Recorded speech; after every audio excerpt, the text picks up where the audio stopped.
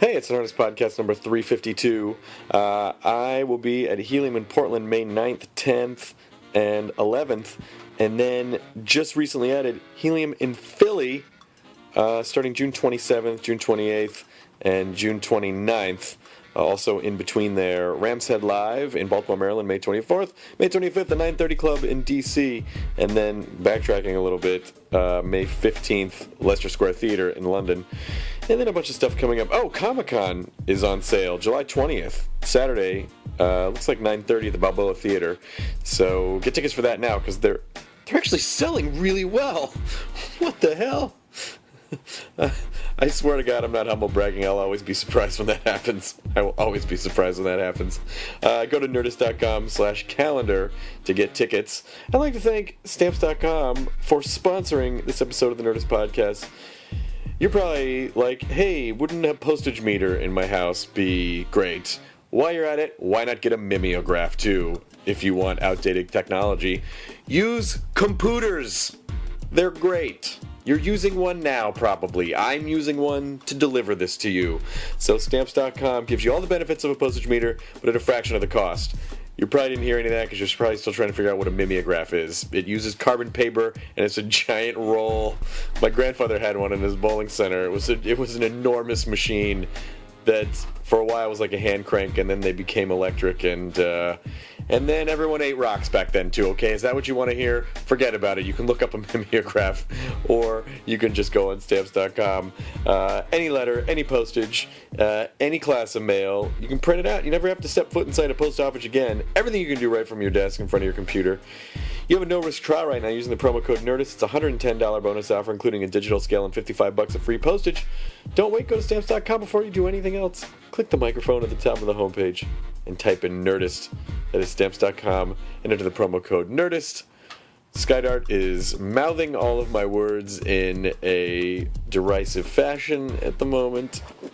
No, you're not going to say anything, are you? No, she's shaking They've heard enough of me. me. See, you're talking now. They've heard enough of me. But then why would you say that? Why would you They don't need me anymore. What are you, me? This is a fun episode of the Nerdist Podcast for me because I've been friends with Bob Saget since 1998, and he's a lovely, wonderful, loyal friend that I lost touch with over the years. Because it happens when you get older. You lose touch with your friends, and God damn it, if the same thing didn't happen... It's just like the podcast with my dad, where it actually took a podcast for me to sit down with someone I care about and have a conversation with them that I didn't have for years. And so that's what we did. I was in New York, and Bob came up to my hotel room, and we had a conversation that I wish we had just talked like this years ago, and we've been communicating again since. But I adore the guy, and he has a comedy special coming up May 10th at 10 p.m. Eastern, I believe, on Showtime. So here he is, Bob Saget on the Nerdist Podcast, number 352. And I just went up at the end like I was going to say something else, but I'm not. So, podcast! How are you doing? I'm good. This is going to be our catch-up because we haven't had time to catch up in and years. And ketchup's my favorite condiment. Good. I like mayo. I'll smear it on my tits. You can... Please do, and I'm going to rub mayo all over my mouth so it looks like we had a tit to mouth. A TTM. Oh, TTM? Yeah, TTM's great. I used to host, I had a joke, which I don't do, but which is I hosted AFHV, which is, it sounds like a ATM. It sounds like it's incurable. I had AFHV. It was very painful. That sounds... Well, Tom Bergeron has it now. They can inoculate for that, right? They take out the H. That's all they can do. They can get you to AFV. But that's it. But you're functional. It's remission. You don't have to watch the person hit cement. Do you ever miss that show? That's funny. You're the opposite of it. I was hosting a game show on NBC. I remember. 1 versus 100. 1 versus 100, yeah. And Adam West was on, and he was Batman, right? So I liked Batman when I was a kid. And I asked him after it was over, and I feel bad about it because I love Adam West. And Batman was on for 2 years. Right. And I said to Adam West, do you ever miss Batman? And it's a question like you just asked me. Of course. And they would say to you, one day someone will say to you, do you miss Nerdist? Yeah. Well, they say ask me now if I miss Singled Out. Right, but when you're 60... you probably don't want to singled out. Probably Nerdist. They're both cool. I mean, they both kind of connotate a single guy figuring out life Okay. and admitting who he is. Me asking a guy if he misses Batman is a 2-year Halloween party. So it's like the guy was in costume for 2 years, and it was a farce, and he was, they didn't have the rubber suits that made you look good. Yeah. He didn't have the Michael Keaton abs. Right. And he started to cry a little bit because it was emotional for him, because that's what they regard him as. And he's done funny stuff. Did you ever see the Conan O'Brien thing, Look Well? Oh, yeah. That starred Adam West. Yes. About a guy that believes he's still a cop. That never actually got picked up. No, now that's Right. what you are kind of becoming an empire in your way, whether you strike back or not. But but it's oh man, sorry. No, it's good. It's good. They're good for the demographic. Oh, okay. It Well, works. these are my people too. They are. Yeah. I lived in a Duraflame log when I was 12. I had nothing. I remember. My even before I met you.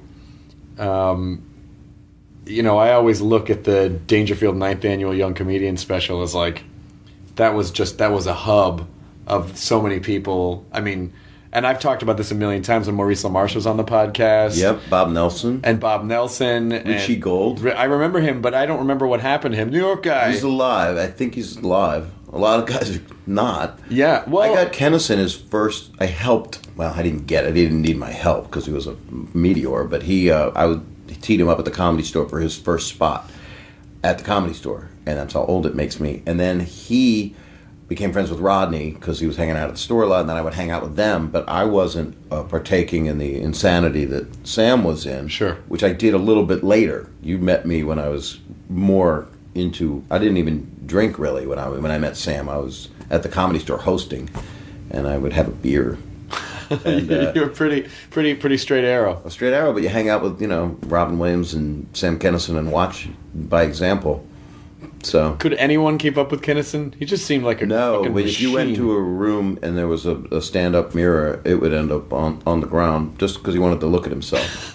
while doing Well, he was laying down, but he was pretty hardcore. He was pretty amazing. I mean, he was really funny. Was his act? Was he always that? Was his act always? Was he one of those guys that the first time he went on stage, it was like, oh yeah, that's it, that's the guy, or did he have to? Did you think he have to find that? He'd already done it because he was a Pentecostal minister. So his backstory was for years he'd been doing tent shows, like Leap of Faith, and he would just. It was a fake charlatan thing, and he'd bring people up. I heard his brother Bill Kinison told me that and Sam told me too, they both told me that there was a guy in the audience before he became a comic, and he was a faith healer, kind of. He said, does anybody need to be healed? And the guy goes, if I do. And then it was really sad. It was like a Lenny Mice and Men kind of guy. Sure. And then they go, come on up here, brother. And the guy came up and supposedly hit his head on a beam, and his pants dropped, and he had a gigantic unit that was like swinging and moving. And it was just, and he cut his head open, and everybody saw how big he was and everything. And that he had to get stitches, and he came back another time. And I don't know what the punchline was, whether he hit his head again. But I just knew he had a giant penis under a tent, which is the big top. These are spurious details. These are jewels. How does someone hit their head and then their pants go? Low tent. Oh, okay, low gotcha. beam tent. It's like a bar mitzvah, except. But how does faith someone's healing. pants come down? When Drawstring. Oh, Lil Abner kind of, Okay, not gotcha. not good. Backwoods, Right. Deliverance kind of family, Sure. product of. Oh man. Anyway, but he couldn't heal that. No, you can't heal or faith it. Or, So that was Sam. He was. but and then he was a comic. I met him in Houston, and he had a real Jesus complex because he also figured out that religion he thought was just a bunch of crap. Mm-hmm. And they wouldn't let him perform at the Comedy Works in Houston, and so he put on a diaper and a crown of thorns and chained himself to a telephone pole in front of the Comedy Works, and it was in the Houston Chronicle. So I was working at the Laugh Stop in Houston. I picked up the Chronicle, and it was a picture of Sam strapped to. They showed it to me at the club. Actually, I think it was not that day. And then I went and hung out with him a lot. And he wasn't a rough rolling drug user to my knowledge, or drinker to my knowledge. And then I went to. Then he came to L.A. and he just exploded because he had his message was holding up a truth light to you live in the desert. You know, this kid, his whole thing was you have those commercials where they go to another country and there's a starving kid in a hole. And of course, the film crew couldn't give this kid a sandwich. Right, the cameraman could give him a sandwich. Don't feed him yet, he's got to look hungry. You live in the desert. Yeah, go move where the food is. Yeah. So and some people didn't love him because he was also a bit misogynistic and anti-women, but that kind of helped me. I have 3 daughters, as you know, who are lovely and amazing and brilliant. That's really, really kind. And they love you, by the way. I remember them when they were... They love you. They're old enough now. Now it's okay. But you're spoken for. Yeah, I am. But I remember them when they were just little kids. I mean, I remember... I think you might have met one of them when she was just an egg. I don't think you knew one. No. No, Jenny was Jenny was alive. She was just a toddler. But I remember going to Aubrey's bat mitzvah. You did. At like an art gallery or something. She was a painter. Bergamot Station. Did she paint or did she did paint? There was her paintings. And do you know who the event planner was? No. Brittany, the one on the Housewives thing. Oh, God. That was the event planner. Oh, I'm so sorry. Isn't that crazy? That's weird. Life is so beautiful when it all just turns into reality shows, but it was your life. But all the people you know just were on reality shows. You have cool, smart daughters. Thank you. Did it ever freak you out when... Yes. Everything. Because everything that I started... We met, we'll tell you people that we met when Singled Out had just been canceled. Yeah. And it's like 97, 98. 98, I think. The video show was... Full House might have been over, but the video show was about to come... No, 97, 98. I directed Dirty Work in 97, so I must have been done with both of them. Okay. I only know Go by Work or A Consequential Moment with My Daughters. That's the calendar. Or Did My Mother Fall? And may she be... How's your mother? She's good. How's your mom? My mom's good. Good. She told me to say hello. I spoke to her on the way here. My mom told me the same thing. And then, she was talking dirty to me, which is really creepy. My mom could talk dirty to you. That'd be totally fine. Your mother likes my comedy, which always scares me. No, she loves it. And I'm kind of blue, but not as blue. I'm not as blue. But you always have one of my favorite jokes, and I egged you on into telling it on stage once at the comedy at the Laugh Factory, and I don't think it went as well, and you were like, fuck. That always happens. It was the story where, it was the joke where you go, I had a tattoo of my mother's face put on my ass because it was the only thing that would keep my dad from butt fucking me. Yes, that's true. Now you released my my censorship gene just now. My mother's good. She walks like a thing that would a little R2D2-ish. She's like the wind-up R2D2-ish. She's like, she waddles. She kind of moves. I don't know. I'm bringing up R2D2 because I know it's one of your most important signals. You also could have gone Captain Christopher Pike. I'd love him with the 3 things. I want to do a game show as him one day because I'll be him. just a head in the thing. I've used his reference so many times. He was basically, it was a Maytag shelled out machine they put him in. You know everything about this, but it wasn't because William Shatner wasn't hired and they fired Jeffrey Hunter. Right. That's like the coolest thing in the world that they screwed over an actor. That's so terrible. They hated him so much that they gave another actor, they painted him, put him in a box, a Maytag box, painted it with 3 lights, and he was just, we'll just run the footage because it was too expensive to shoot a pilot that we don't want him in. Right. That's like shooting someone in the back or putting McLean Stevenson in a helicopter and blowing it up at the end of Match.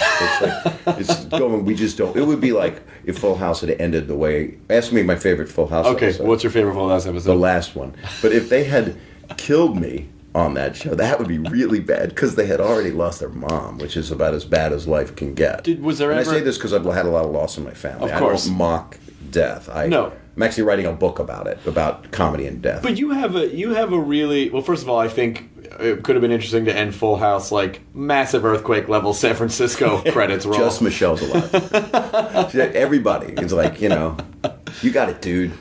Where is everybody? Oh no, the punchline would be her line, which was on nuts. Credits. Yeah.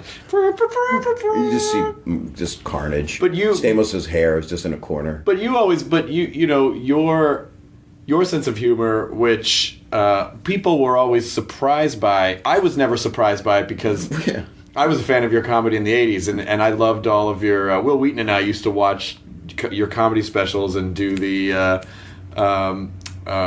my mom never let me go to camp because she didn't want me undressing in front of little boys, but I've changed. I kind of like it now. Like, it was just like jokes. That's not true. I like it a lot. That's not true. I'm not a senator. Yeah, it's just super fast. And it's all Groucho based. It's just because I always watched people that I loved. Yeah. And just, you don't end it. There's no blow to the joke, not drug blow, but it just doesn't end. You just keep You just dry heave it until there's just nothing. I just married my girlfriend of 7 years. That's her age. I'm going to jail. I'm just kidding. I'm nuts over her. She's this tall. She's this tall. I remember all those fucking jokes. I have a couple like that now. But then people, when they would see you after you left the shows and started doing stand-up, and then they were like, oh my God. And I was doing it during the shows. I actually had an HBO special while both Full House and the America's Funniest Home Videos were on, and I'm not proud of it. Like, I choose to not sell it anywhere.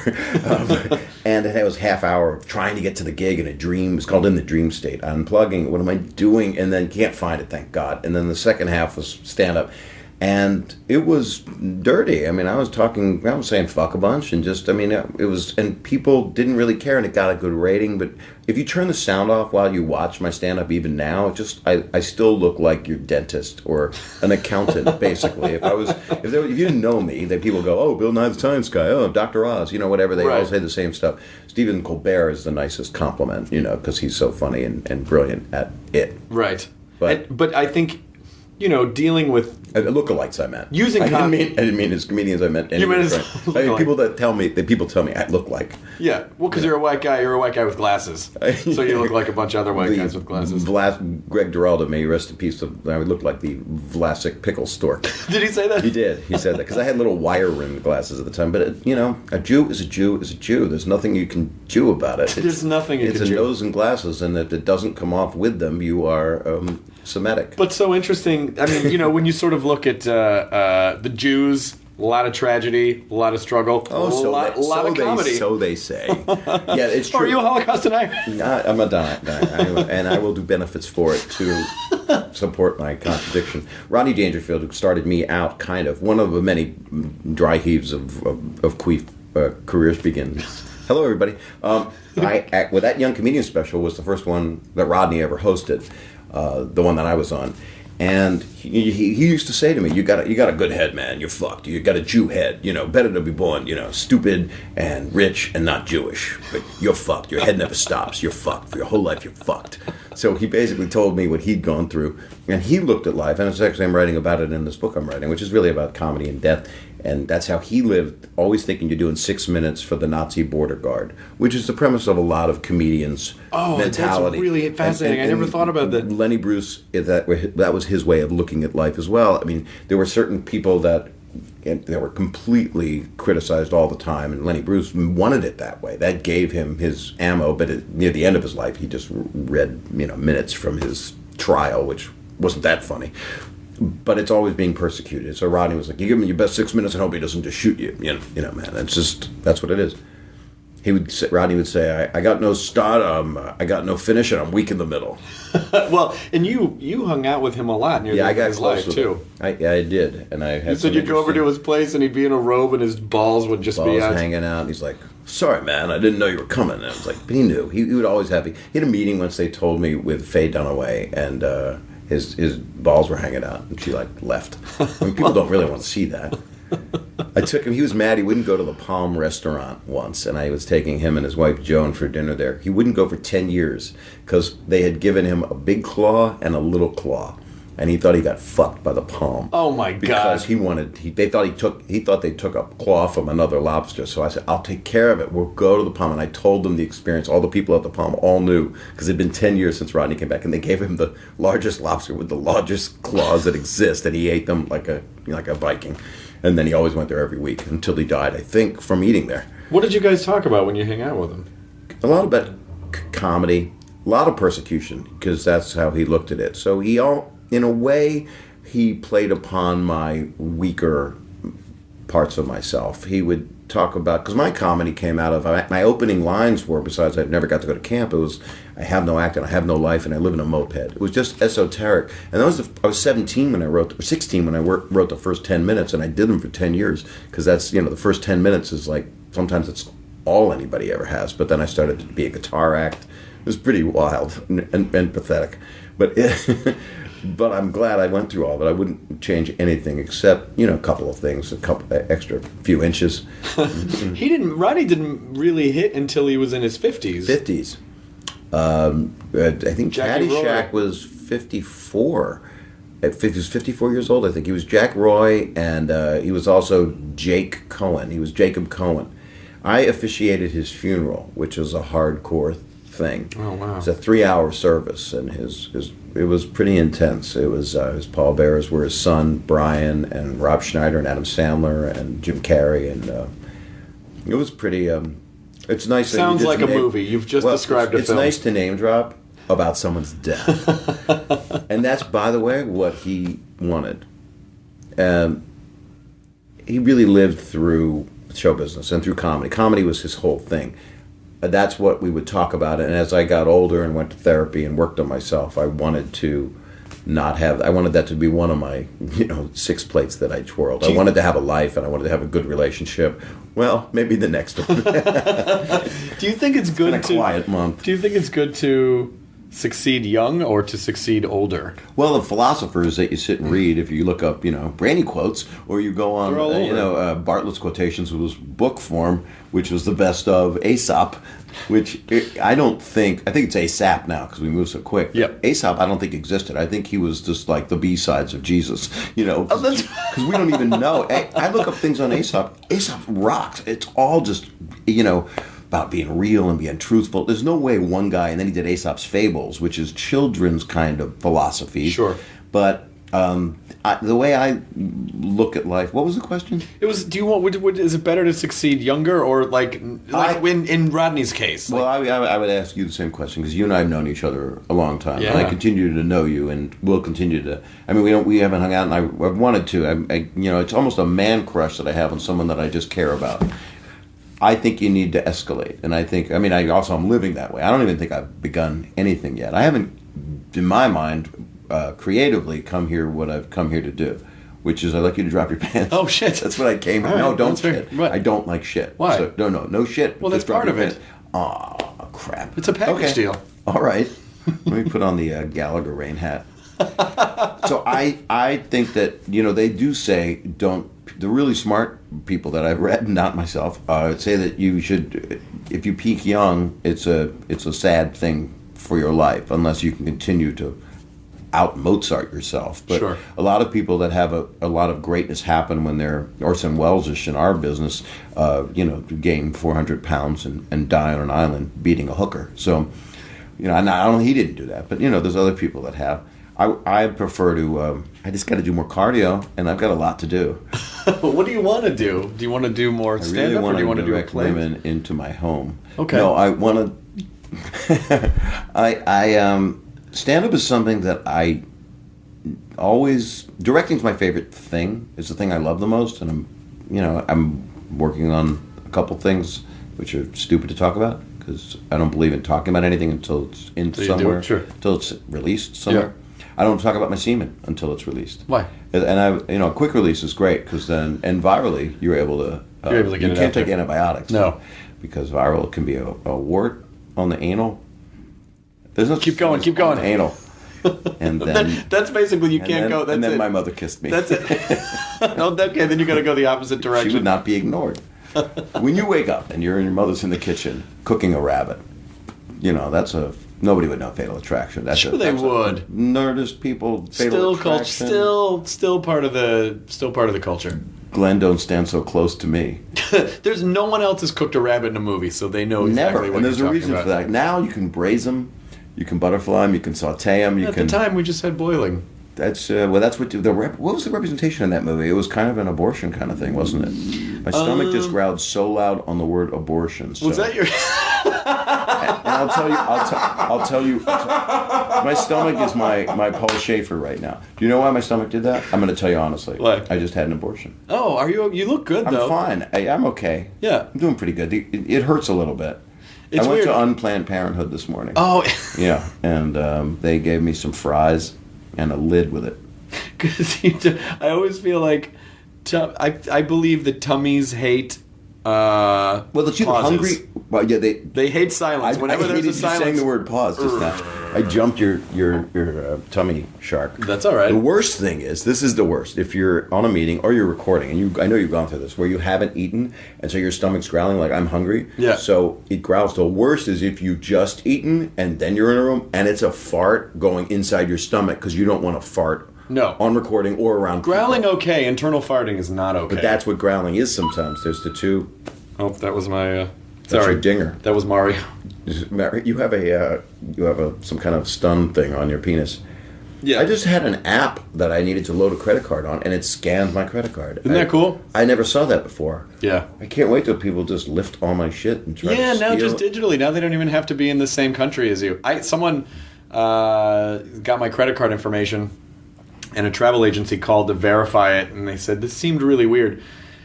And this guy had been buying all these tickets within Asia, and and so they gave me his email address. Wasn't the Gangnam Style guy? It was not Psy. I thought I saw him last night. Really? Yeah, the glasses and red pants. I went, it's gotta be. It's got to be Psy. Best song ever. Well, this guy I went to, he had a Facebook page, and I just saw the guy who'd stolen my credit card number. It was like, what an age we live in. And I still wanted to put on his wall, like, I know what you did, but I didn't. I left him alone. You should call him out. I mean, you could report for abuse. The guy stole my credit card. You can't, though, because it's international. I talked to the credit card company, and they're like, well, unless it's domestic, there's really nothing we can do. So they just, I had to get a new credit card number. Did you have one now? I have it now. Could you say what it is? Sure. Just 4684. So my answer to your thing, which you'd make possibly a great edit point for you, yes, is I think we need to grow as an artist forever. And if you peak when you're 24, if you're Mark Zuckerberg at 30, great for you, fucking perfect. And then do what you want with your life, help people, or don't, or go enjoy your life too. I mean, I have this theory going on. I've talked to a lot of friends because I'm a bit single at the moment, so I've kind of gone to a lot of man friends, to have sex and touch their penises, things like that. Yeah. But I've been talking about stuff. when does things that guys do, but sorry, I had 4 responses. It was all like online, in a bus. They all bottleneck It's right. like what's that? It doesn't matter. I won't.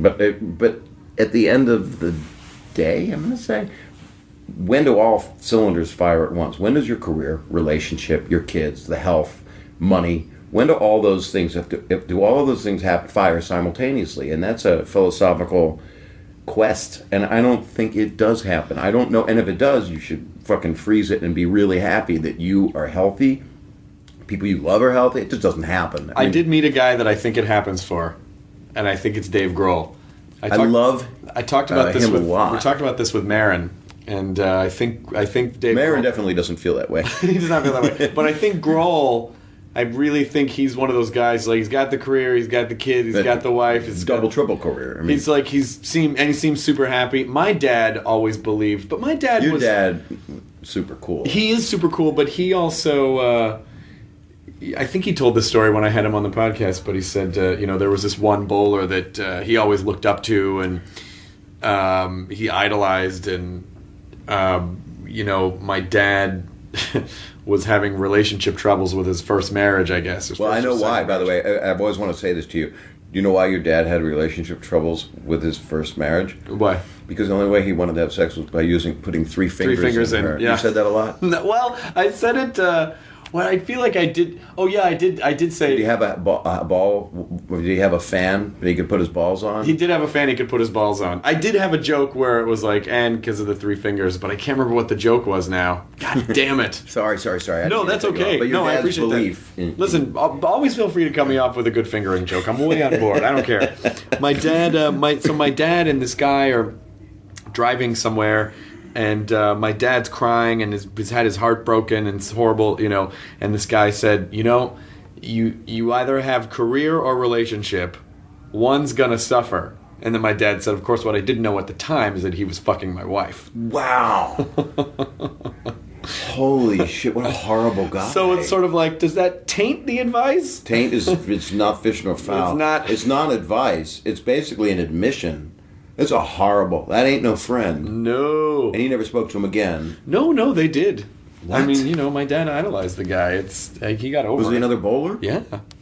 Bowler and a baller. Yeah, he was. A pusher and a dealer. Yeah. Did that guy wind up with that woman? I don't think so. So he was a catalyst for just being wrong. I mean, cheating is not good. Period. Actually, cheating works during period because you can't get someone pregnant during that. No, so it's fine. I think that's a Cheating, period. Yeah. I call that's a separate thing. We call it the red zone, and you can park in it. It's fine. No, In I that put period. yellow tape over it. But isn't the Because I like yellow and red together. It's pretty. yeah? I'm into palettes. Oh, that's good. Well, as Yeah. long as they're complementary palettes, I like to be spanked on my buttocks with palettes. full Those palettes. paddles. My dad, I that advice, Thank you for talking. justification advice, where someone's trying to justify their own behavior by giving sideways advice to someone else. Yeah. It's kind of fucked up. Oh, it's fucking one of the most terrible. fucked up things It's you could do. It's a two-shot in a really vibrant, independent I hope film. that's not true. I don't think it's true. I mean, I do think What you don't think what's true? that you can't have both. I mean, Or everything. But I'm talking about, health, money. Relationship is kind of what everybody wants first, but children trumps everything if you have kids. And that's conflicting for people that want the relationship to come first. Because Sure. I'm divorced and I'm very much a romantic and I want to have a great relationship. But that does diminish a little bit of another kind of love, which is child love. You reminded me that you had just kind of split up with Sherry when you and I first became friends. Who's that? It's this woman that you were married to. She gave got her birth to name in the 3 of you. settlement. I can't use it anymore. Oh shit! Yeah, we have become friends to raise our kids, and I met her in high school, and she was 6 and I was 17. Yeah, it was okay, but Yeah, I was crossing guard. She seemed nice. She didn't want to walk back into the woods alone. smart girl. It's the opposite of that joke, where the guy says you're going to be very lonely. It's going to be very lonely. It's gonna be hard to walk back alone. Yeah, These are bad jokes. but it was sort of. the worst joke is to get the cum stains out of the clown suit. That's the worst joke. I wouldn't tell that joke. No, you should never tell No, that you joke. Just do the punchline so that no one gets hurt. Then it's fine. You And didn't then just come here to it could hunt. mean anything. It could just be prison That jokes. could mean anything. One of us is going to be the husband, and one of us is going to be the wife. But I remember when I met you at the rap party, we were in a pool hall in Santa Monica, like a snazzy pool hall. With my nephew Adam. With Adam, and who's a character. who's great.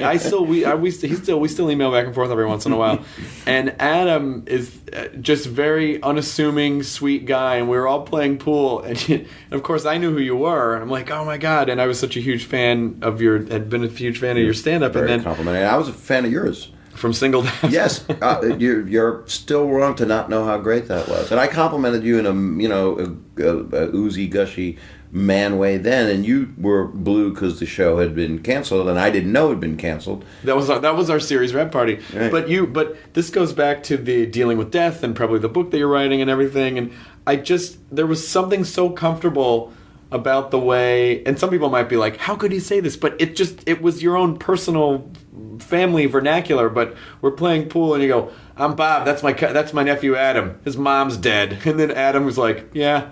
And it was just, Yeah, it didn't end well for her. because you obviously I set the tone. you obviously adored your sister. You made a movie Loved about her. I did. And so it didn't feel like it was from a mean place. It was just from like, this is a thing that happened. She's dead. Yeah. Yeah. And And it was a horrible, horrible death. And some people that have lost somebody, whether it be a quick death, excuse me, there's a lot of hair and semen in my throat. Well, the cab, I didn't have any cash. Do you want some Drano? That'll clean that out. I still want that. Yeah. I'm going to shoot it up my rectum. Oh, you're going to go, bottom to top. Yeah, I'm going to go VIP. Yeah. I don't know what that is. That's ATM. That's You go, ATM. you shoot it up there. That's with a- VIP ATM. You actually need nitrous to push it up. You need a little shot from like the gun at the bar. I think that's AFV. Oh, that's so much fun. That's my show. That wasn't mine. Right. Yeah. That's how we started. What a great edit point for you. You got 42 minutes. So we're here with Bob Saget. Oh my God, AFHV. There's no cure for that. Oh, but I don't know that. I don't remember that show. What I was... what's the good thing we were just talking about? Your sister. Oh, she's dead. I know. She died of scleroderma, and... Which is, from just being friends with you and going to the benefits and, remembering your friend Sharon Monsky. It was she was just like... so amazing. I'm on the board of that Scleroderma Research Foundation. Probably... srfcure.org. I think... It won't totally cure it, but it'll help. Could be one of the worst ways someone can die. It's one of them.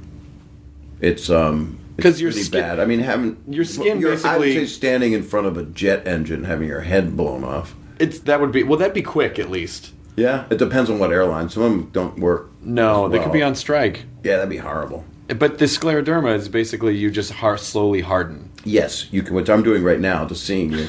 God damn it. Scleroderma means hard skin. It's Latin, and it can be internal, like it was with my sister, or it can just be on your skin. It can be diffuse or systemic. And diffuse, this is really fun for your listeners. It's interesting to hear. And the decay is so much fun. So we have benefits. It's a really scary disease, and we're actually making a lot of progress. I'm on the board of the Scleroderma Research Foundation, and April 30th is our benefit at the Beverly Wilshire in L.A. And comedians do it. Would you do it sometime? Yeah, if I won't be in town on the 30th. Oh, no, I didn't mean this. Oh, okay. And this might be after the 30th, right? This will be after the 30th, probably. That's what I'm thinking. Yeah. It was good. We had Jimmy Kimmel and Jeff Ross and Jeff Garland and Bill Bellamy and a lot of people. And I just try to raise money because there's a lot of people that their skin hardens.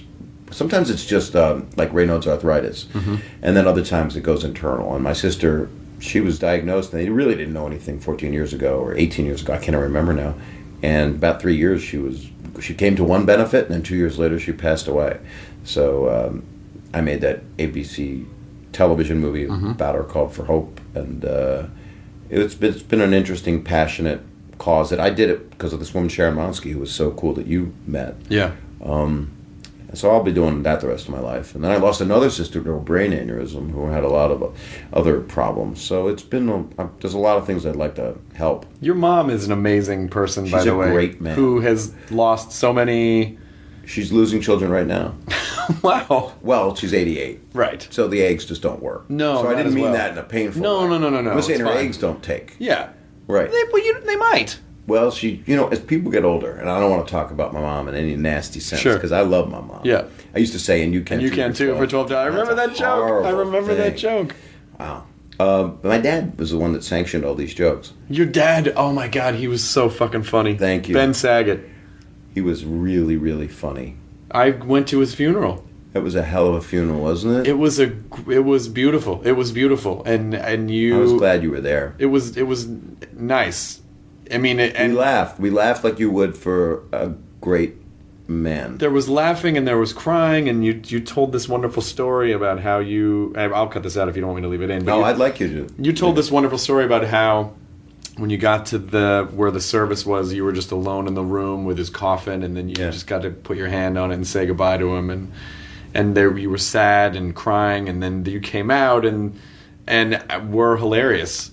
And sad but funny, and it's interesting what comedy does, and I'm processing it a lot because I am a stand-up, and it's one of the things I do, and I'll always be one. And I didn't know that 10 years ago. I didn't think I'd always be a stand-up. I thought I would, Steve Martin, for all intents and purposes, quit doing stand-up. But oh yeah. But he hasn't really. I mean, I heard he did stand-up a couple of weeks ago at an event that wasn't televised. It was in a private award ceremony, and he did it for like 10 minutes, and it was astonishingly great. Oh, I'm because sure. He's been out touring with his band, and then he talked. I heard them speaking about this on David Steinberg's comedy show hosting show that he has on Showtime, and Steve Martin was saying that he gets to do 1 minute with the band, and he'll talk, and then he accumulates that 1 minute. So over a couple of years, he's probably got about 10 minutes now.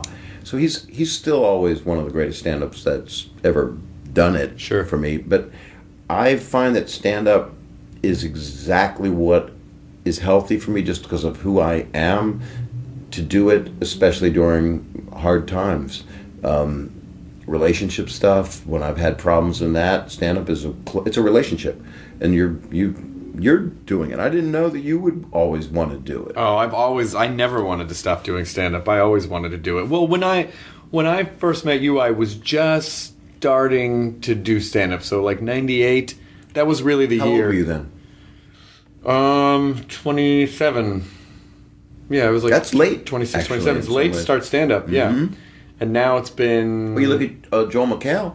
I mean, he didn't do stand-up. He was acting and stuff. Yeah, but I don't think Joel really wants to continue to do... I mean, like, I think he did it for a while and did a great job. Joel was one of those cases... When I first met him, it was before The Soup, and he was doing this sort of, small room in Santa Monica. I mean, at O'Brien's. So it used to be that show at O'Brien's. And Joel would pop up there, and he was really funny. His background was more sketch. Right. And then he got The Soup, and then after a few years... they were like, well, let's see if Joel can draw a crowd. So Joel and KP Anderson and I would go do these shows, and Joel would host because he didn't have any material yet. And KP Anderson and I would do these feature sets, and then Joel was... I mean, we weren't drawing the crowds, Joel was. And so the crowds were a little disappointed, like, oh, these other guys are fine, but we really came to see Joel. So Joel had to cobble together this hour in... my God, like a few months, which Right. you know is fucking almost impossible. I just went through it. It was like 4 years to come up with an hour that is Oh. now. And you did your special. I did my special last year. Yeah, so now I'm building the new hour now. But It's a lot of fucking work. it's so much fun though. It's amazing to have something new when you're excited. They always say, everybody says, do new stuff every night, Yeah. and do it early. Right. And when you do it, then you can really have fun. And then I don't like to resort. I always try to weave the old stuff new because that's what makes it alive. Because I can't just do rote. Some Right. people can. You don't do rote. No, I can't because You're conversational. I have to talk to the crowd a lot. Yeah. It's just I feel better talking to the crowd. It's the reality of that situation. You're Yeah. in front of people. And then also, I find that some people do come to multiple shows, and so I feel good knowing that the core jokes might be the same, but the show itself is different every time, Right. which is fun. And I love it that way, and that's what I do. The special I just did, not that I'm going to plug it, May 10th on Showtime. I did 2 shows, we cut them together, and I was hesitant to do what I do, which is audience play and weave people into that hour. And I did it because I had a design behind it. I was, producing it and making it the way I knew I wanted to do it and covered the shit out of it. And with your Comedy Central, your last special, did you do a lot of audience play? No, not at all, actually, because my fear, it's hard enough to shoot comedy anyway, because it really is an experience.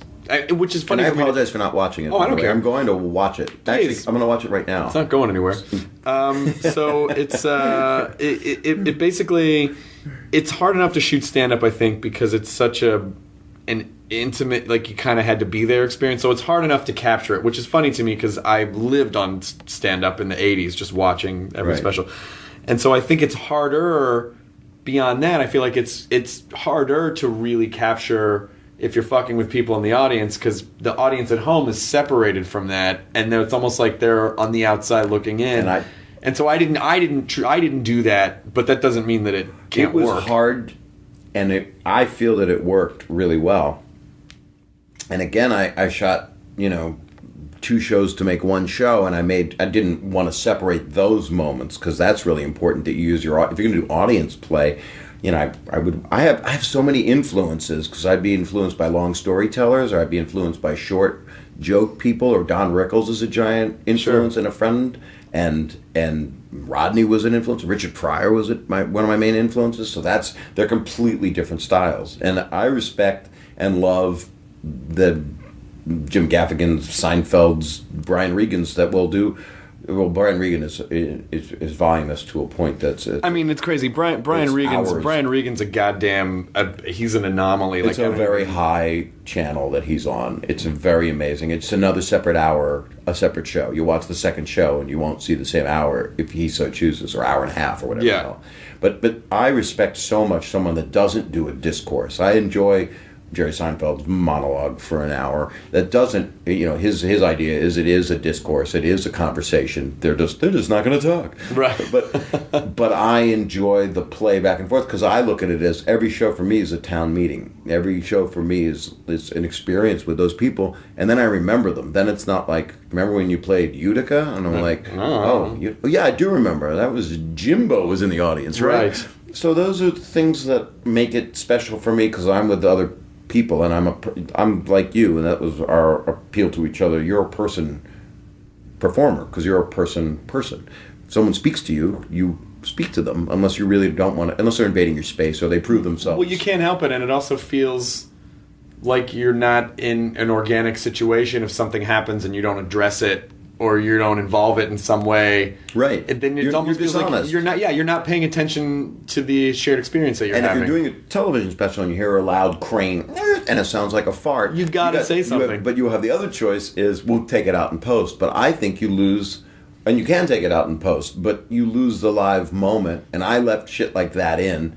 I had like 9-10 cameras, and they go they paint box some of them out sometimes. They take out the jib in a shot because that's what they can do now. Yeah. And other times I used the camera people. So I kind of had a weird blend of three kinds, and I did half an hour of music in this special. Oh, wow. I'm excited. It becomes a different special. It's a half an hour of stand-up and a half an hour or 55. So it's 25 of music, 5 original songs that are pretty offensive. And one of them's a love song, which is kind of sad.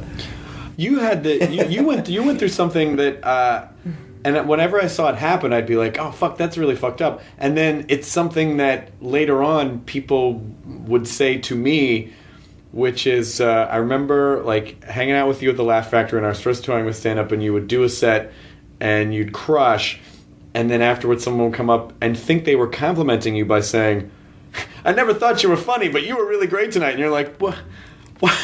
Yeah. Thanks." And I've had people say the same thing to me too. It is a universal thing, and I used to see it with Richard Pryor a lot.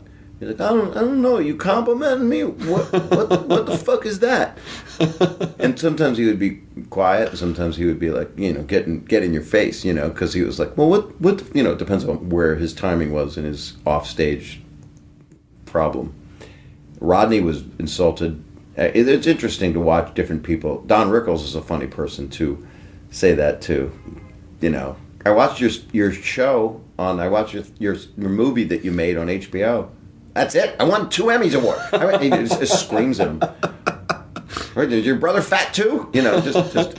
Well, but it is weird. People don't know what to say, and they really want to compliment you. And, right. And comedians are we're outsiders, and anybody creative is pretty much an outsider, and then the joy of it all is to get collaborative and to work with people, and then that's growth where you're not just on the outside looking at everyone because some people say people don't mean well. I would still like to think that they do mean well, sure. Especially in the world that's listening to this. These people that we're talking to love you, and they know you. Or they think they know you. A lot of them do, but right. And other ones you just want to put up barricades. Other people they get so mad. You're like, why do you listen to this show if you hate me? That is true. It's kind of funny. And it's weird when I'll go on my Twitter or on Facebook. I don't really play, but I'll Twitter or Instagram, and I'll see people say something so douchey to me, and then it's like, I love blocking somebody because I don't do it a lot, but if someone's just abusing me, it's like, this is my junior high payback. I couldn't block anybody. Are you a blocker? Do you block? Or you just not anymore. Everyone I used to love the block feature, and then after a while, the less I gave a shit, I was like, why give them even the satisfaction of knowing that I blocked them? So I just... And you gain followers because they've got 40 bitter friends that will attack you with them. This guy sucks. Yeah, fuck you. Of their 40 followers, 20 of them are probably spam bots, and 7 of them are family members, and then the rest are, I don't know. A spam bot, that's just a hard drive that just sends shit out. It's nothing. It's just a little thing that someone tweaked. It's just a setting someone did to be douchey? Well, it's, If it's negative stuff. Well, a spam bot can be basically like a company or something that's just sort of trawling the tweets for keywords that pop up. All your listeners are bored right now because they all know this answer, right? I'm just some guy. Spam bot is a robot that gives you spam. It's a great term, by the way. Spam bot's a really great term. Looking for a sperm butt. A sperm bot would be great. A sperm bot. It's the size of R2-D2. It's a fertility robot. It's got a rubber mouth. It's a fertility robot. If you cannot get your wife pregnant, a sperm bot comes in. It's refrigerated. You don't have to feel threatened. You don't have to feel threatened. You basically it's a jackpot. You've hit the jackpot. You've hit the jackpot. You've hit the baby jackpot. Bot, and then it spins it. Yeah. And it refrigerates it. And then a little thing comes out and it goes into the woman. You wouldn't feel. So it's an in vitro fertilization machine. In vitro fertilization machine. And you have it at home. Yeah. Like Sharper Image used to be. We're doing comedy, but this Sharper Image. It used to be, and it looks like R2-D2, but it's got a wig on it and lipstick. So it's like Honey Boo Boo kind of. It could be. Yeah, it's really a problem I just did. It could be. But then it deposits look like anything. You can make quintuplets. You can set the settings. But that's what I'm saying is, because if you can't get your wife pregnant, you don't want another guy coming in and fucking your wife. But if it's a machine. It's fine, and you It's could maybe get fine. the caddy with it. Yes. And it has little drinks and a shaker. Yeah, that's right. Maybe Play there's music? Maybe there's an Xbox on the back on its back, so you can just play Xbox while it impregnates your wife. It sounds like something that would have been in Woody Allen's movie Sleeper. It sounds like it would have been in that. In if one it of those was that. things. Or everything else when I talk about sex, the whole sperm loaded up men. It's about time for him to do another future comedy. I think maybe he'd kind of might do a it. combo of the Zucker brothers, Farrelly brothers mold. Was it weird? Did it feel weird? Because do you feel like the Full House and Funny as Home videos? Do you feel like they were congruent with your comedy voice, or did you feel like, well, this isn't really my voice, but it's good work, so I'm going to do it? It's part of my voice. It was part of my voice, and it's still part of my voice. It's interesting because I know so many people that went, fuck that, I was on that show, that's bullshit. And they're just, that's a shame. That's a shame that they look at that part of their life and regret it. There were times, and you knew me when I was just coming off those shows, that I was frustrated because I was going, I'm so funny. Why can't we do this? Why do I have to play the straight guy? In a house with two men. But I was, and I was doing a blooper show, and it was the beginning of YouTube, and it's like there's only 3 ways to host a clip show. Yeah. If you're on commercial television at 7 at night on Sundays. On Sundays. So I'm 6 Mountain. It's just.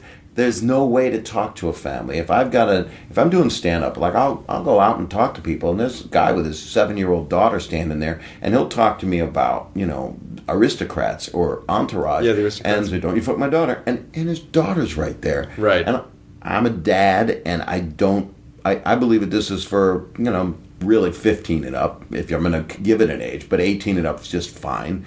21's legal in a drinking club or theater, but don't do it in front of a 6-7-year-old. Everybody's fucked up enough, and they're all, if you watch South Park and Family Guy, you could almost masturbate, Well, not almost. Red Racket? Definitely. I always have an orgasm when they kill Kenny. Every time now. Oh, my God. After I'm finished, I always go, you bastard. but I loved things about that, and I loved the people that I worked with on the damn thing. And then the video show was a weird, nice thing, but definitely comedically.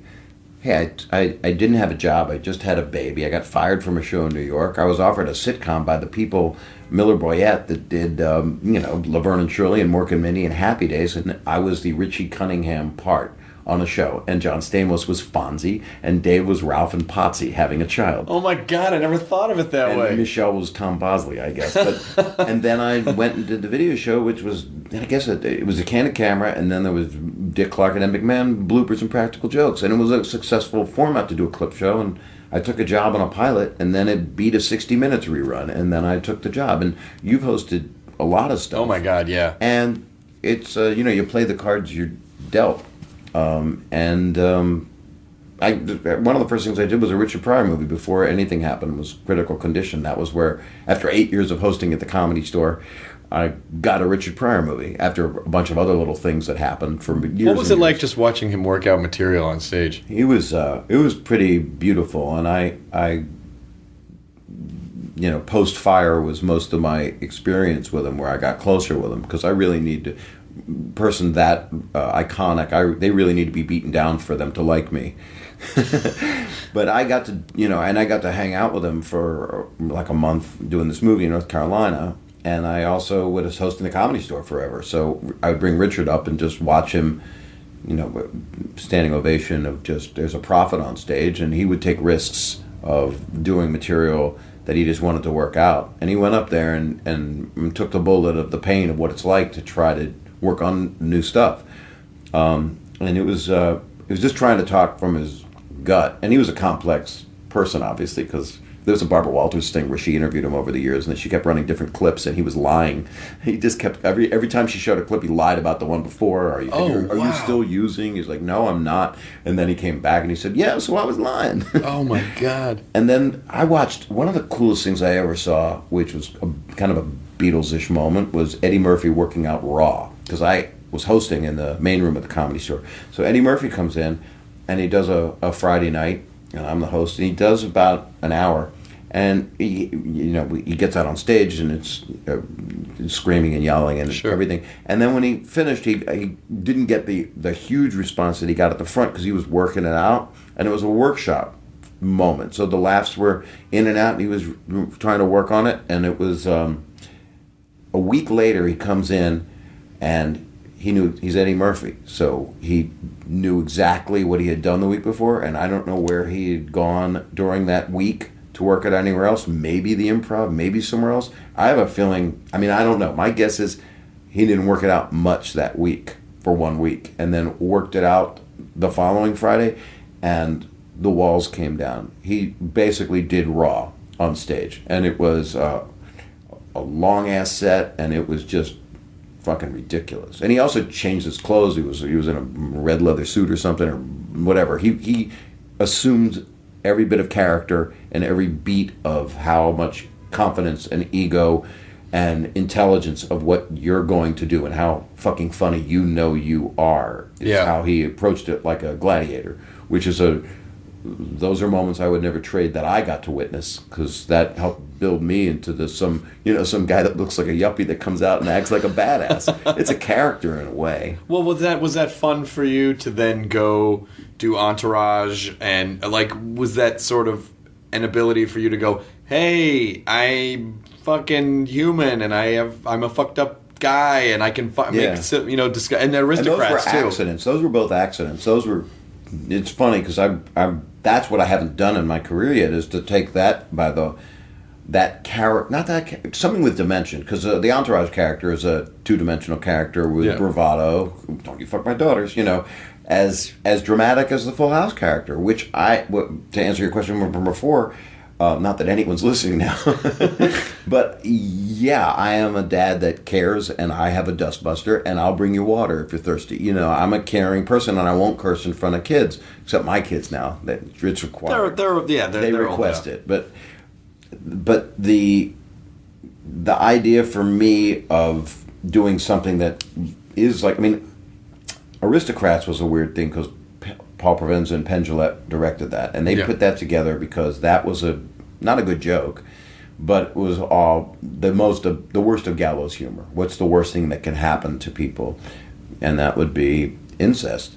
And the premise of the Aristocrats, and I didn't even want to do it. I was like, I don't know this joke. Dom Herrera told it to me once on the street in front of the Improv. He said, you're going to love this joke, Saget. It's perfect for you. Because I just had a dirty sense of humor, but I still don't want to see anything like that. I'll talk about diarrhea, but I don't want to see it. Right.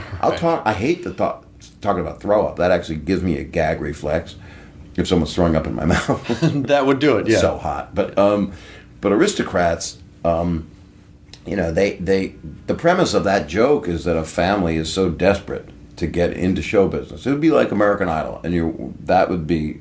I talked about this in my last special years ago, which was that a family would come on, like the Von Trapp family, and do that for the judges. They would do the Aristocrats, and I don't even want to talk about it because it is. People try to get me to do it in my stand-up, and it's not a joke that you should tell. It's not a good joke. It's a riffing moment that requires, as George Carlin said, a very private space. Well, yes, because most people, it would be very hard to describe to most people the relationships that a lot of comics have to each other, which is, a lot, because so much of comedy is like, well, you're shocking people and you're surprising them and you're taking turns that they don't see. So comics say the filthiest, most offensive things to each other. Mm-hmm. Of course, not meaning it, but just as a way to get a rise out of each other. Right. And so that the Aristocrats is definitely a byproduct of that, of each person putting their super disgusting, offensive stamp on it to try to surprise the comic that they're telling it to. To make them laugh. But you could never tell that to just like a regular person, and you shouldn't. And have them, and then not expect them to report you.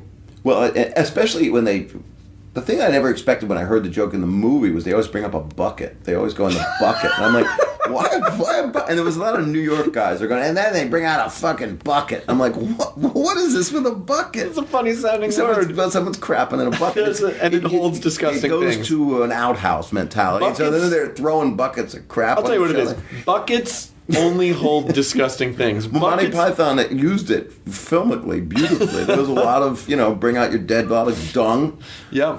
It's the lowest of civilization. Buckets are involved. Bucket, yeah. A bucket. And so I actually had a Gallows thing happen, which I won't need to share now, but that's where Paul Provenza knew me from years ago. We had a traumatic thing happen with a family member. So he saw me then, and I used the sickest shit that I could use to get through a really bad time. So I didn't think that movie was even going to ever come out, but they made a really interesting piece of a statement, an art statement out of it. Yeah, I saw it at Aspen one year when it was when Aspen was still a thing. Yeah, the Aspen Comedy Festival was still a thing before they were like, it's too expensive to go to this weird, rich wonderland oasis in the mountains and do comedy. Well, Sundance is now, but they don't have stand up there. So, but I did Aspen once on an HBO thing to celebrate Rodney. There was a roast of him, and I talked about his balls hanging out like janitor's keys.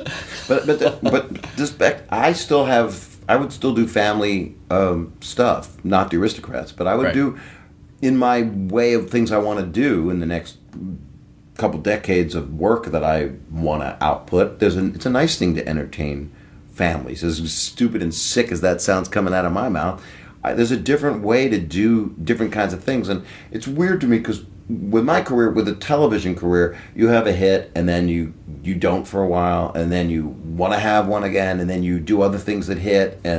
But you look at someone like Robin Williams' career, and it's like 1 Hour Photo, which hits or misses, and then Mrs. Doubtfire, which is a movie that I remember during 9/11, Fox ran Mrs. Doubtfire because it was a perfect piece of programming to make you not watch the news and think of how horrible life is. Sure. So I like that. I like easing people's pain. And sometimes a muscle I've used, which is a little easy, is to just go to a dark place and to say terrible things about heinous crimes and to use the gallows humor and the foul stuff to make light of how fucking painful life because can it's be. horrible. Otherwise, if you look at it head on and face it, to take it at face value, it's fucking horrible. You can fall apart. You can have a breakdown. You can cry. It's why I think it's why we have humor, is to take ownership over the tragedy and be like, we can prevail. 100%. It diffuses the pain.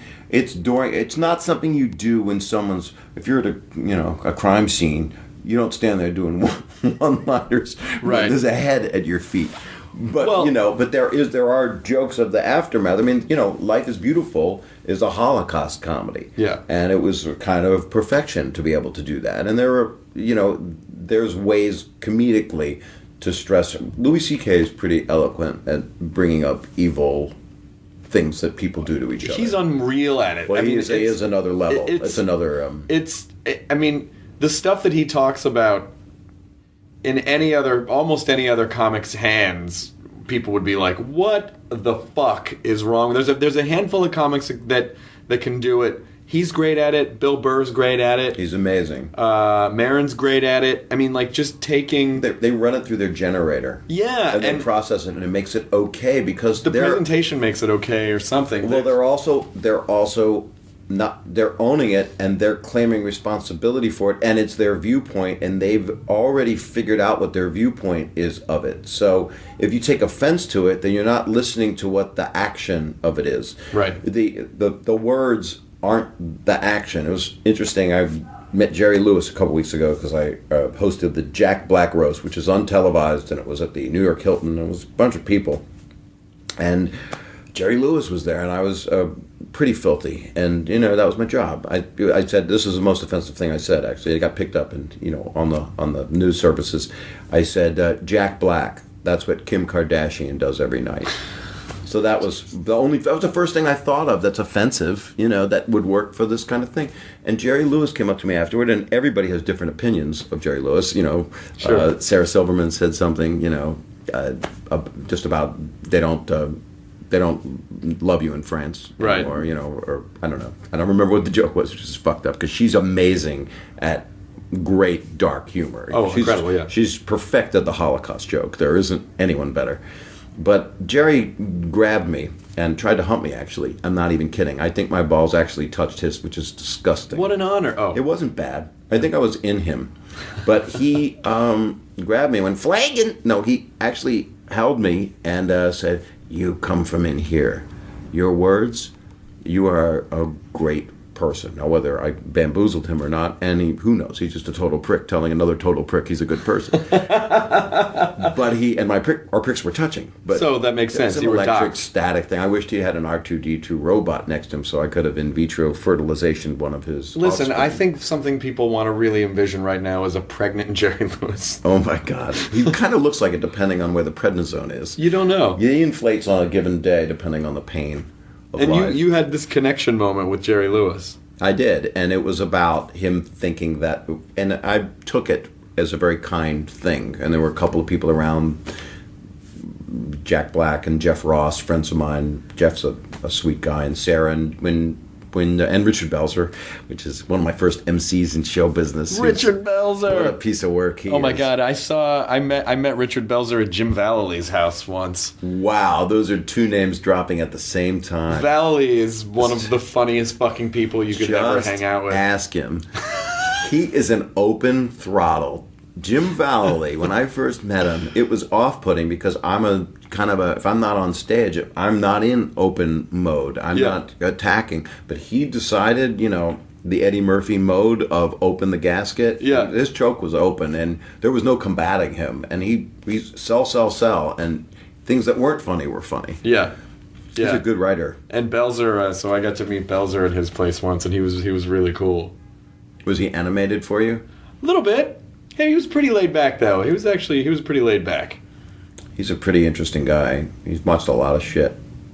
I want to ask you, just talk for a few minutes about, because going back to, we met at the Singled Out series rap party, and then for 5 years, we're pretty hardcore drinking buddies. We were. Pretty hardcore drinking buddies. I am scared of how hardcore drinking buddies we were. And I was divorced, and I think I was single. You were single. You had a girlfriend here and there, but it never really lasted long. And I had one there. You had one relationship that was devastating. I said she was a doll, Chucky. She was. You guys had the fight, fuck. Like, it was such a hardcore. It was Virginia Woolf. It was not relationship that, thankfully, and you had this. You had a lovely person too. I had a girlfriend at the. Well, I had a girlfriend. And dogs. Yeah, Jacinda at the time, up until around the year 2000. The Y2K bug wiped our relationship out. Y2K is the girls take that, they snort that. They do that now. Yeah, they like it. But then you get it's AFV. Like special K. AFV is so much fun because I have that on my lawn when I have my Humvee. Yeah, but then it goes right up, and then it's thinking the of a Jenny in a trailer. Is there an AFV? What are the ATVs? ATVs. Yeah. Oh, thank God there was something there. Yeah, you were close. It was one letter off. But back to our relationships, or back to mine. But I remember. Yeah, I remember you would go. This is even up to a year after you guys broken up. You were like, and I won't say her name, but you would. Please don't. You said, "Wait, why did we break up again?" We're like, "Well, because you guys couldn't stand each other." Yeah, but should we have broken up? Yes, of course. Fuck. Yeah. I'm almost at that place right now. No. Well, kind of, sort of, but not the same person. But you... I'm not thinking about her. But we really... Should I get back with my ex-girlfriend from 20 years ago? I think it's a good idea. She's matured. But I think that, so we were really hardcore drinking buddies, and... one of us would call the other at like 1 a.m. no matter what the night goes, where are you? All right, let's meet up. And we would go, I was living in Westwood, and we would go to the college bars and hang out, and, the following program has been interrupted. I mean, I'm younger than you are, but I was still too old to be hanging out at UCLA. So I was Rasputin, is what you're saying. Well, we were Merlin. I had an owl on my shoulder. Well, and there were other people of note that we will not mention that would hang out too, and that's all wrong on every level. But everybody was legal. Until they closed the place. Everyone was definitely legal. Everyone was legal, but it was just the idea that they were still like 20, 21. Yeah. And I was 28, 29, and I was 60. So on the freeway. But you would go up. It was like the Matrix. It was a slow motion. But people were like, dude, I just smoked weed with Bob Saget. Like, people would fucking go. I didn't even like weed. Was I smoking weed? Well, one night, yeah. Was that would chain him up? Was that chained from Jesus? There was one night. Listen, This is our big story. you don't have to talk. You don't have to. Okay. You might want to turn this off. There were numerous stories. Oh, that I this remember. one's a bad one. Well, I don't know if you. I know was looking through a porthole when I saw it. It was through the wall when the chained him up guy to the. Is that what you're telling? The chained guy with a piercing that had another guy? Oh yeah, well that was a different story Oh, where I don't know we this go down to next the one. basement of this bar and look through this window, and one of the waitresses is making out with like 5 different guys. Was I there? You were there, yeah, and so that was just one of. I mean, and the one guy had his shirt off and That I remember. The chain from the nipple down to his ball. I really think. nice guy, big huge black guy, one of the bouncers, and so they were all. Chained, really nice guy, chained nipple to his testicle, I guess. There was a chain that was going We don't know somewhere. where it went. It wrapped somewhere else on his body. There was a piercing and then another Maybe piercing, it and they didn't were go connected. anywhere. Maybe just like he kept it was inside just his hanging- underpants. It was like a nipple chain wallet. But yeah, and It was so. retractable. I remember that. But I don't know if that was the same night where we were drunk and we. This is disgusting. By the way, I want to say something horrible, which is Sure. we had some fun. Well, yes, of course we did, but I can't function. No. And you were, I still drink, but I can't be in a blur. I can't get anything done. And we were in a blur. It was a blur. Cold-hearted It was a horror. blur, and we made. We were in an ooze of gelatin. We made out with these girls who were much younger than we were, and Wait. Let's do shots. and then one of them got sick and started throwing up, and you immediately were holding her hair over a garbage can, and then I. Really? Yes. Jesus. And then you continued to make out with her after she. No, I didn't. Don't tell this story. No, I didn't. I think you did. No, I didn't. I don't kiss throw up. And I don't make out. I'm not a maker outer. And then I did. I kissed a girl and she threw up. and you liked it, but No, but afterwards, please, this is a horrible story. and then This is not even. By the way, that girl now has 3 kids. It's and she possible. lives in Des Moines. It's possible. So the girl that I hooked up with was like 20 years old, and it was my drunken state. I was like, Mine was 50, I believe. she was probably like 50 or 22. And so and so I thought I had this connection with this girl, and I called her the next day and left her a message, and then she left me a message that fucking shattered me, because I was 28, 29, and she said, look, we were supposed to go out that day. It was one of those things where we made out at a bar. I was like, let's hang out tomorrow. And so I left her a message, and she called me the next day, and she was like, look, you're too old for me. And that was the first time anyone ever said Wow. that to me. And I was like, oh, I am. What am I doing? But we had some... And then the night where... I never hear that. The night where we were both trashed in front of the Palm, and Harry Dean Stanton and Dabney Coleman. I was just telling that story to the people at the... No, it was Dan Tanis. Dan Tanis. It was Dan Tanis because I was in Dan Tanis, and Dabney still goes there.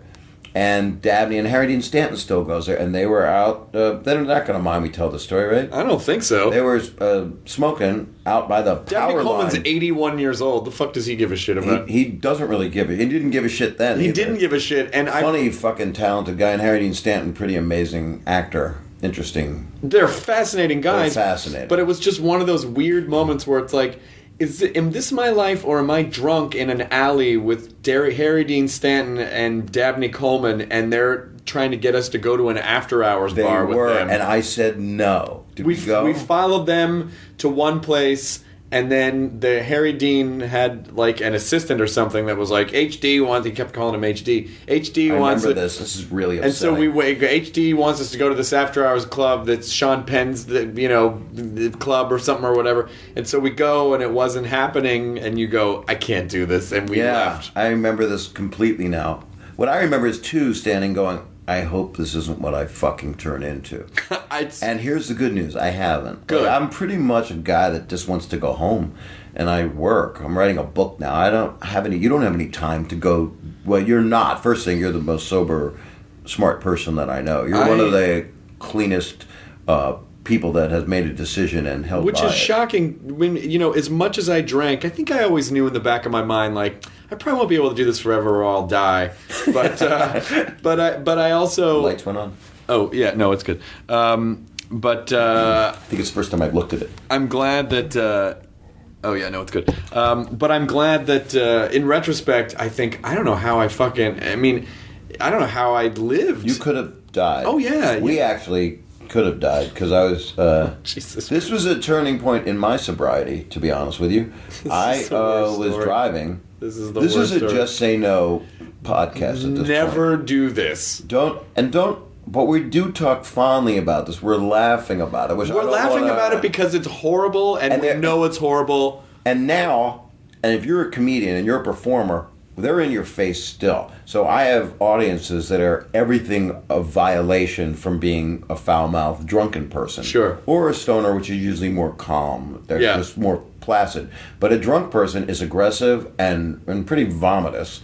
And drunk girls, I can't even believe the story you relayed earlier. I hope it hits the floor on the editing. I don't edit. I know. I do know that. You were driving. Because you're so busy. You don't have time. Busy. I don't have time. Well, I have someone who does. But all I'm saying is people are that drunk now. So the people that are doing this, that are vile, please try not to be. Because you're a nice person deep down. You were really buggered by the warden. This is a lesson of don't ever do this.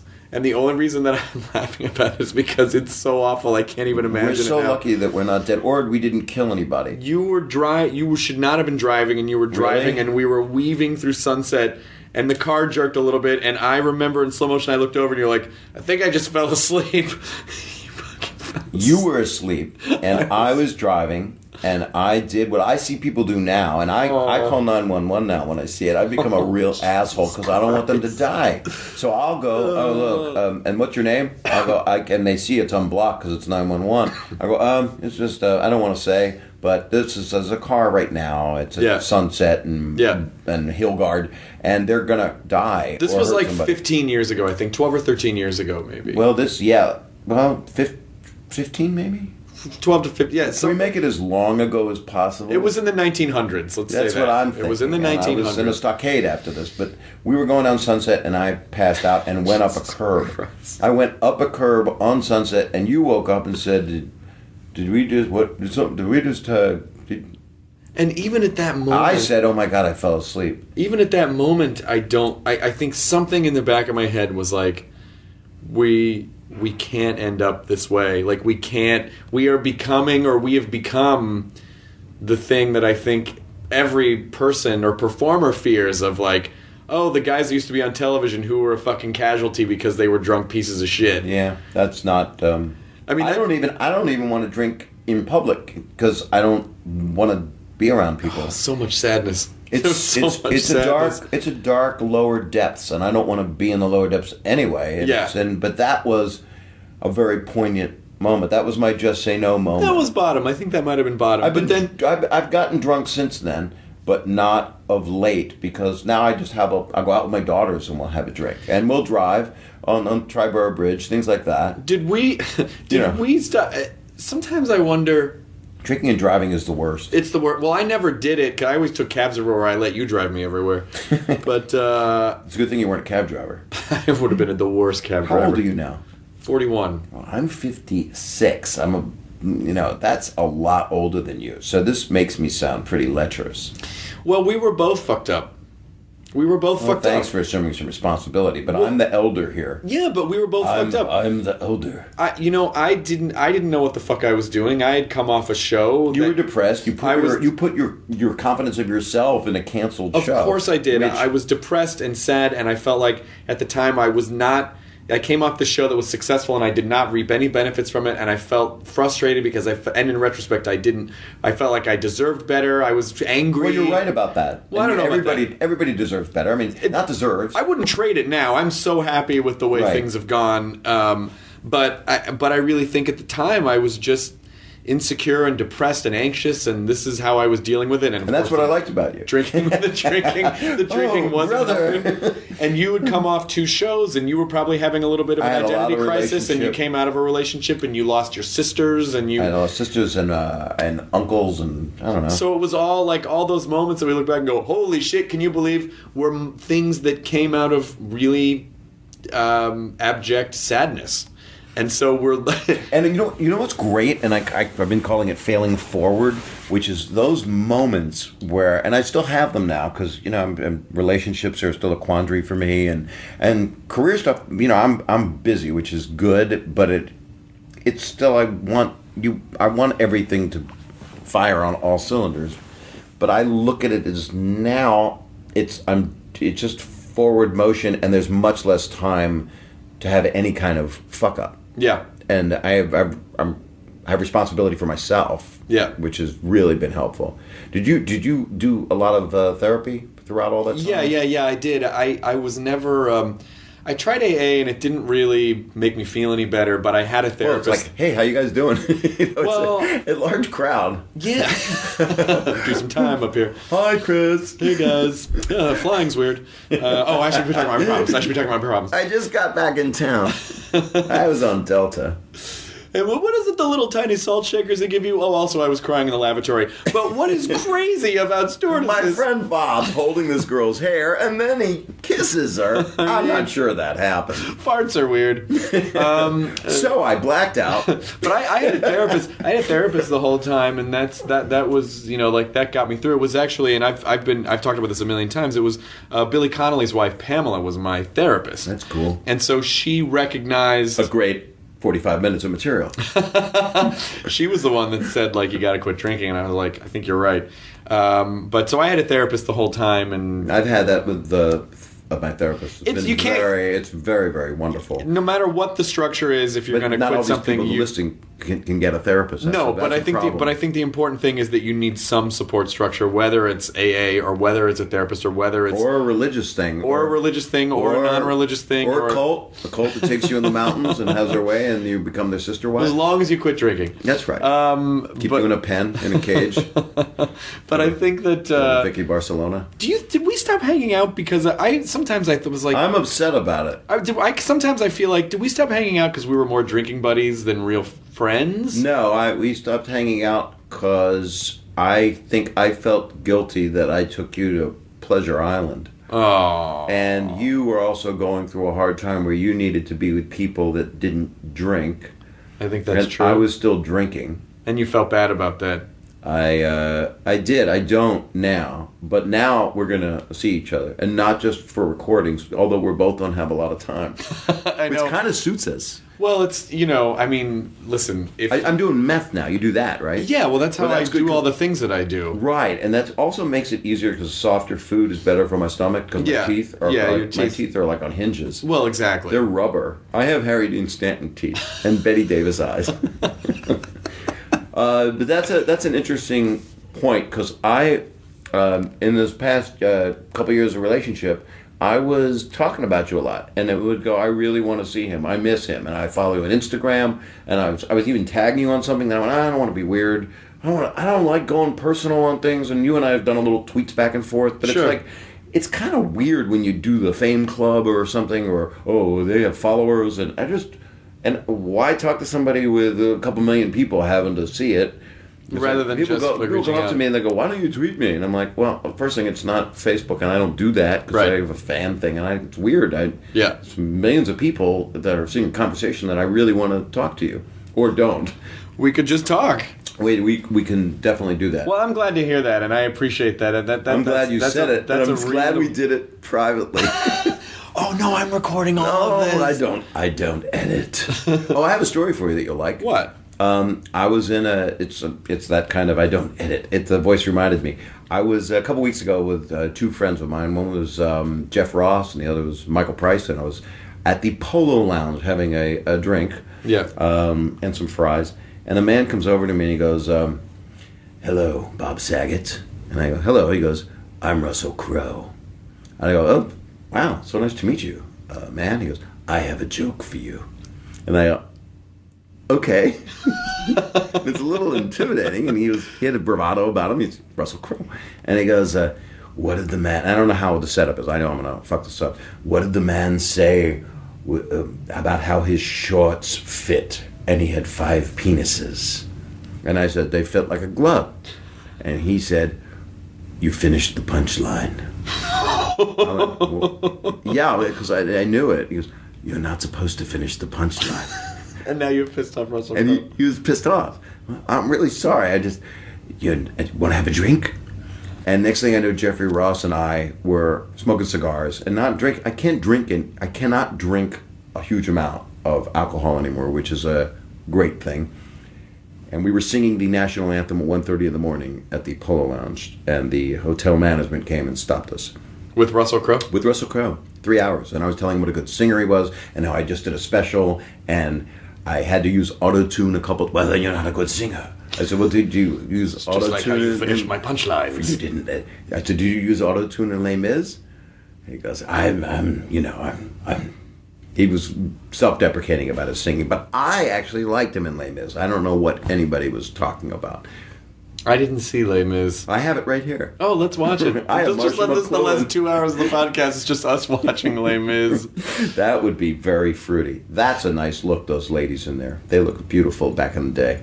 Well, I wish women looked like that now. I don't know if that's the case. Can you hear the people sing? Oh, God in heaven. But that was my Russell Crowe story. By the way, I was lying when I say I don't edit. I do edit The Russell occasionally. Crowe. I edit occasionally. I edit this moment. That's what made you think of it. Well, if sometimes if something comes out wrong, or if I feel like, if I'm riffing and something comes out in a way that, like, it's just going to be too hard to justify that, and it was in a moment, and I don't want people to be, I don't know. Or you think about the very personal stuff that we share during this. It's usually personal stuff, or if it's like, maybe that person doesn't want that thing out My there. relationship stuff I probably want left. No, probably removed. But if you're not editing, you do what you want. I generally trust don't. Well, you didn't give any details about it. No, I didn't. All I gave details on was the R2D2 wannabe sharper image type of product sperm that bot. has a suction entry Yeah. that you can actually, and its lips, and they're warm, and you can put your seed in there because it's an in vitro fetalization device. It processes the seed, it keeps it refrigerated, and then it comes out. There's a thing that shoots out the back, just like R2D2 had that little thing that would pop out. What is that called? The arm? He had the little servo arms. And There's a servo arm, 3 fingers, not unlike your dad bowling with his first woman that was cheating. It's all tying together That's right what now. I'm thinking. And then the thing implants into the woman, and if you do, the tri-seed area, you've got 3 kids that come out, which I ironically have and had on the sitcom back in the day. What I love about this, well, technically you had 4. If we're counting the Olsen twins as one singular unit. That's true. They were. I actually might try to see them because I am in New York, so I might try to. Are you still pals with Mary Kate and Ashley? I love them. They were. I actually was going to see Ashley in L.A. and I couldn't because I was going through a busy thing. But they're very special people. I'm friends with everybody from the thing, which is it's fascinating. Isn't it funny? It's funny to me how we can, in a conversation, you and I. And I think this has just been typical of our relationship the entire time I've known you. We can talk. I think we can get serious. I missed this, by the way. It's fun. Yeah. We can get serious for about 3 minutes, and then it's going to turn into a robot fucking someone joke. Like, we can't. And that's actually what a friendship is. It's a great thing if you have a comedy mind. What we have is a device that allows us to want to play like a 9-year-old. So I'm always going to want to be like that. So people go, you're blank age. I'm going to fucking die one day, but if I'm 96 years old, my dad passed away at 89 years old, and Jesus, at the very end, he was making the worst jokes. He was saying terrible things to me in hospice and owning. He raised, 4 of his brothers. They buried them all, and he had one sister who was still alive at the time of this podcast. Sure. but he had a certain understanding about life, which is why his funeral was so funny and why he was such a good man. Well, I loved him, and I adore you, and I really hope that we get to hang out more. We're going to. This is the gayest ending of any show ever. We're going to. So I have your thing, and you text poo to me. We were texting. That's okay to tell them, right? Yeah. Is that poop? That little triangle? It's a pile of poop. It is, but that's one of the few things that the iPhone gave you as an emoticon, as a gift, because they don't have balls in there. There's no ass on there. They gave you poo. They gave you a little triangle of poo. You used to have to hack emoticons into your phone, and then all the phone carriers are like, well, let's just give them emoticons. I met a girl who was a phone carrier. Oh, is she okay now? Oh my God in heaven, why are we in a relationship in this day and age? And this is why I guess I need to... we are about texting, and we are about... we're all viral. We are not communicating. We're not talking as much. That's why a podcast is a very cool thing. And I am very into viral. I mean, I want more, you know. I mean, I'm a little... It's your fault. America's Funniest show. Home Video was like it was like viral ground zero. Well, I love what you do, and it's real smart. I'm just glad that we're not on television at this moment, because I would have had to made that face, that gladiator face from running into the Grateful Dead. No, the Born Again Dead. The Walking Dead? The Walking Dead. I mean, Born Again Dead are when very religious people come back. As someone that they wish was dead. They were not religious in life. They are reanimated, but they're very religious. I love reanimation. I'm going to do it to myself. Yeah, it's a good When one. I get back to the hotel. I also am a big supporter of zombies, because it really is, and that's why we are so taken by them. When you go out in a lot of cities, it really is, especially late at night, especially in the subdued alcohol environment, they are zombie-like. It's a very incredible snapshot. You've just reminded me that people used to be freaked out. I remember my 30th birthday party was at Madison's near UCLA, and people came in and they're like... There were twins there. There were? They were. I don't remember the twins. Really? There were blonde twins that used to be there all the time. I don't remember that. I just remember people came to my birthday party and they could not fucking believe that Bob Saget and Rob Zombie were in the same space. That you guys were at the same... He's a nice man. He's unbelievable. You hang out with him? I just saw him a couple days ago. So I got fucked in this whole decade, but he didn't. What did he do? He just stayed more in contact?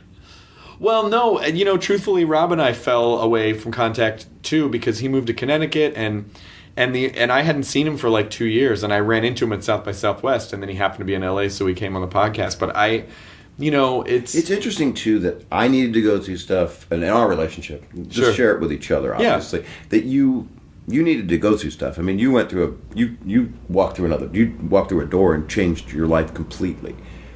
I did, yeah. Completely. It's pretty different. That's a beautiful thing to do. I'm lucky. Some people think it's a reincarnation thing. That people...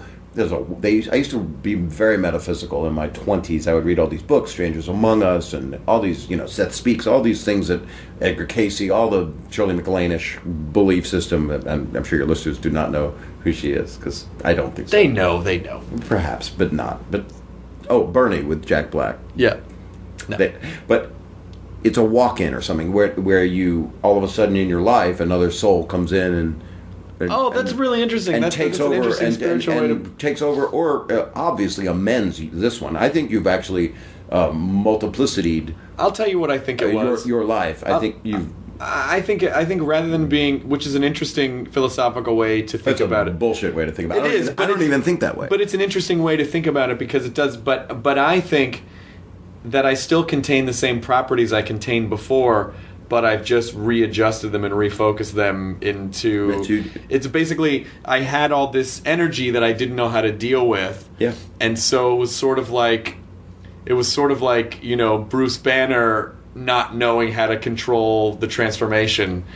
And then one day, with incredible focus and concentration of going, okay, this whole thing that I think is actually a detriment is a tremendous amount of power that I don't know how to control, and so now I'm going to focus it and control it. And that really was my approach to it when I first quit. I was like, it's clear that I have the ability to focus on things, they're just not constructive things. And so I'm going to take this sort of weird defect, for lack of a better word, and if I'm going to have this defective brain, at least I'm going to focus it on things that I want, that I'm in control of. And so I think that's what it was for me, is just going and just kind of steering it. Basically just summed up... Instead of being steered by it. Well, that's all what religion's supposed to be. It's all what moving yourself forward as a human being is supposed to be. I feel that I've done the same thing because I'm not the same person that I was even 2 years ago. I look at things in a much more lucid way. I've been a panic attack throughout my life. Yeah. And I was also, I think anybody,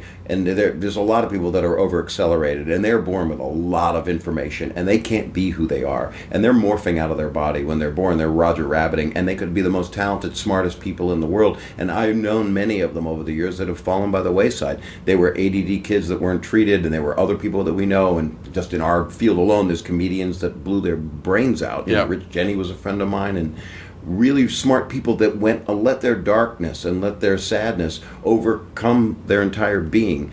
And rather than do that, what you did, which is what I have chosen to do, and I'm doing it, is it's going to be exactly in your wheelhouse, don't fall to the dark side. Summon up the greatness in yourself. It's not religious, it's whatever you want it to be, but it's a human energy that this kid, I was a fucking giant nerd. I really apologize for saying the N-word here. No, it's fine. You can say it. But I was about as geeky as you can be, and I used humor, and I was most insecure or the funniest person in the room. And I was a romantic guy who had a couple girlfriends, but not really. And I was really lonely, but always wanted to be funny, always making films, always trying to do jokes, and I didn't know how to harness any of it. I actually, at 56 years old, have finally learned, I think, I understand what my stand-up is now. I never even knew what that was. It's an old friend. It's another relationship that is a very serious relationship. It's not like Liza Minnelli going, it is the same. I always hear Mariah Carey, people go, oh my God, my fans, I love my fans.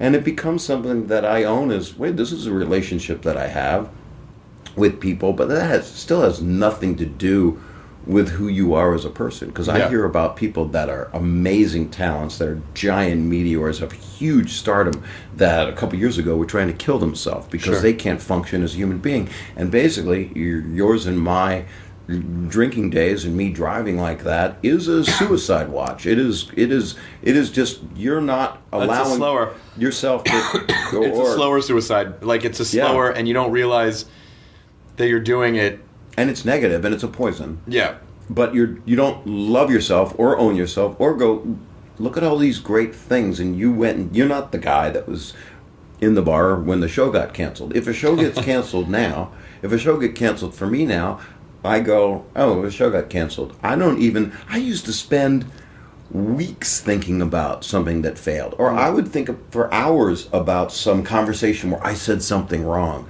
There's no time for any of that. You just move forward. I get mad for a day or two, and then I start a new thing. Right. And I'm like, okay, I'll start a new thing. We'll just fucking see if that works. Yeah. And so it's good to get angry, because that's normal. As long as you can do... You don't harbor it. Yeah, I mean, and we...